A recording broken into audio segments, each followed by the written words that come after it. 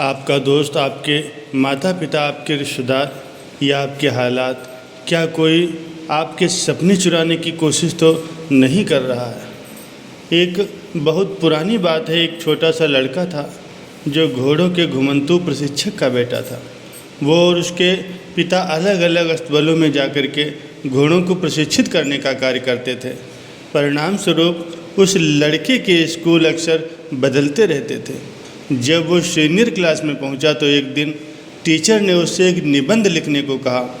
विषय था वो बड़ा होकर के क्या बनना चाहता है। उस रात लड़के ने 7 पेज का निबंध लिखा, जिसमें उसने बताया कि उसका लक्ष्य घोड़ों के रेंज का मालिक बनना है।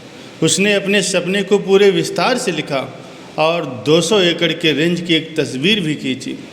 फिर उसने 4000 वर्ग के मकान की विस्तृत योजना भी खींची, जिसे वो 200 एकड़ के रेंज पर बनाना चाहता था। अगले दिन उसने टीचर को वो निबंध थमा दिया। 2 दिन बाद उसे उसका निबंध वापस मिल गया। सामने वाले पेज पर एक बड़ा सा यफ लिखा था, जिसके नीचे लिखा था, क्लास के बाद मुझसे मिलो। लड़का क्लास के बाद टीचर से मिलने गया। उसने पूछा, सर आपने मुझे फेल क्यों किया? टीचर ने कहा, तुम्हारे जैसे लड़के के लिए ये एक काल्पनिक सपना है। तुम खाना बदोश परिवार से हो, तुम्हारे पास संसाधन नहीं है, तुम ये काम किसी भी हालत में नहीं कर सकते।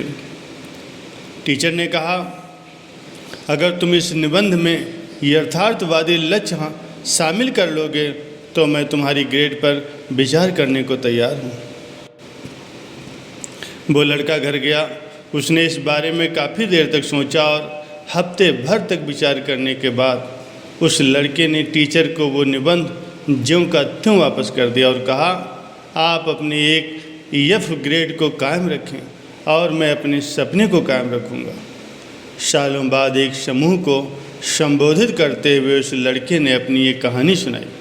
उसने कहा, मैं ये कहानी आपको इसलिए बता रहा हूँ क्योंकि आप इस समय मेरे 200 एकड़ के घोड़ों के रेंज की बीच बने 4000 वर्ग फुट के इस मकान में बैठे हुए। मैंने उस स्कूल के निबंध को मुड़वा करके अंगीठी के ऊपर टांग रखा था। और इस कहानी का सबसे अच्छा हिस्सा ये है कि 2 साल पहले वही स्कूल टीचर 30 बच्चों को लेकर के मेरे रेंज में 1 सप्ताह रुकने आया। जाते समय वे बोले, देखो बेटा, मैं तुम्हें ये बता सकता हूँ कि जब मैं तुम्हारा टीचर था तो एक तरह से मैं बच्चों के सपने चुराने का काम करता था। उन वर्षों में मैंने बहुत से बच्चों के सपने चुराए। सौभाग्य से तुम में इतना संकल्प था कि तुमने अपना सपना चुराने नहीं दिया। ठीक ऐसा ही हमारे आपके सभी व्यक्तियों के साथ होता है। जो कोई अपने लक्ष्य को दिल से चाहते हैं, उनके शिक्षक, दोस्त, माता पिता व परिवार के लोग उन्हें निराशा भरी बातें कहते हैं। दुर्भाग्य से हमारे देश में ये चीज़ बहुत कॉमन है। हमारे अपने ही हमें कम आंकते हैं, वो आपका सपना चुराने का काम करते हैं। या यूँ कहें कि परमात्मा आपकी परीक्षा ले रहा है कि आप अपने लक्ष्य को किस हद तक पाना चाहते हैं। बहुत से लोग होते हैं जो सबकी निराशाजनक बातों को सुन करके अपना लक्ष्य छोड़ देते हैं, और सफल सिर्फ वही हो पाते हैं जो अपने संकल्प पर कायम रहते हैं। हो सकता है आपका लक्ष्य, आपका सपना बहुत बड़ा हो, तो ये स्वाभाविक सी बात है कि इसके सच होने में समय ज़रूर लगेगा। लेकिन ऐसा नहीं है कि ये सपना पूरा नहीं होगा। इस पर कथन है कि अगर आप सूरज की तरह चमकना चाहते हैं तो सबसे पहले सूरज की तरह जलना सीखिए। याद रखिए, बिना संघर्ष के कोई सफल नहीं हो पाता। जितना कड़ा संघर्ष होगा उतनी ही बड़ी उपलब्धि हासिल होगी। आप असफलता और सफलता के मिलने के बाद एक एकांत जगह पर जाइए। फिर आप अपने आप से बातें करिए कि क्या मैं ठीक जा रहा हूँ। अपनी सफलता और असफलता पर खुद से बातें करें। खुद से पूछें, क्या मैं सही जा रहा हूँ। आप ये रोज़ाना भी कर सकते हैं।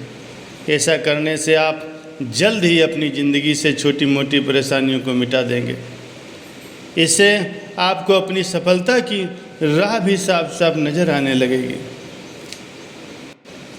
दोस्तों, ये वीडियो आपको कैसा लगा? अपनी राय हमें कमेंट में अवश्य बताइए। अच्छा लगे तो लाइक करें, शेयर करें और सब्सक्राइब करें। वीडियो देखने के लिए आपका बहुत बहुत धन्यवाद।